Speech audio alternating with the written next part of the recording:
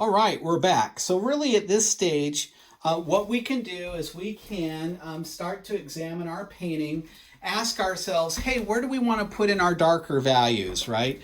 So I've got some nice wet to wet washes going on, and you can see the one thing that's a little bit tricky about learning how to watercolor is as you go, things are going to get progressively lighter. So really, it's a game of starting kind of light and then gradually working darker over the top of your painting. So at this stage, what I would probably start doing is asking myself, what are my next darkest values that I want to start to render? And obviously these trees in the background need to go a lot richer color, right? So, and I need that value darker to start to push that bird forward.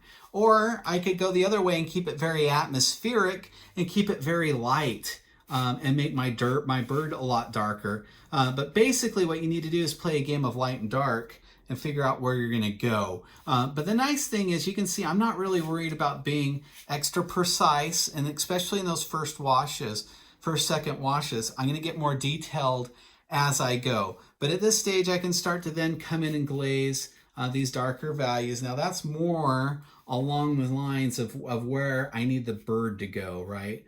Because the bird needs to kind of sing and be the main character of this painting. So I want to make it pretty dark. It's one reason why I like this cloud right here. So I'm going to have this really light mass against this darker mass. So I'm playing a game of matching dark against light as I progress.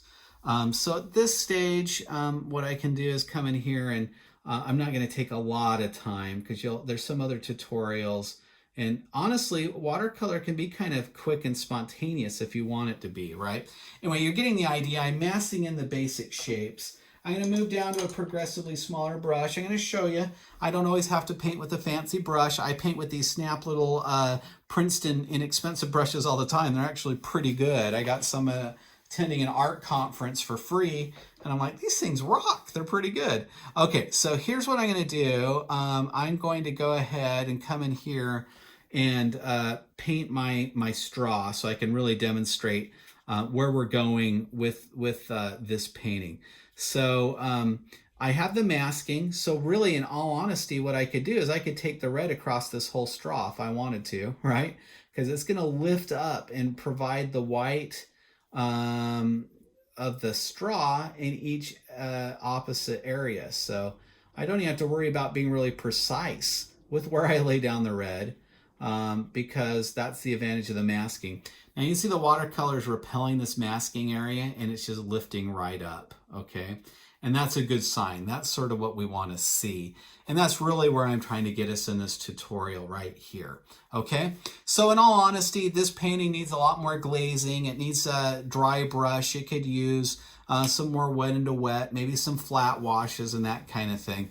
But I gotta admit, I kind of like this little bit of broken scumble or dry brush effect over here. That's pretty nice, isn't it? That's starting to look good. Anyway, you can see this is my process. I like to work pretty spontaneously.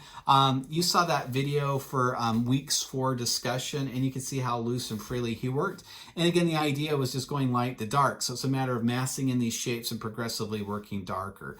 What we're going to do is we need to wait for this to dry, and I'm not really going to take it any further for our purposes of the demo, but we need this to dry, and then I'm going to show you how simple it is to lift up that masking fluid and what an advantage it can be often. Okay, hang in there. I'm going to go zap it with the hairdryer one more time and show you how to remove the masking.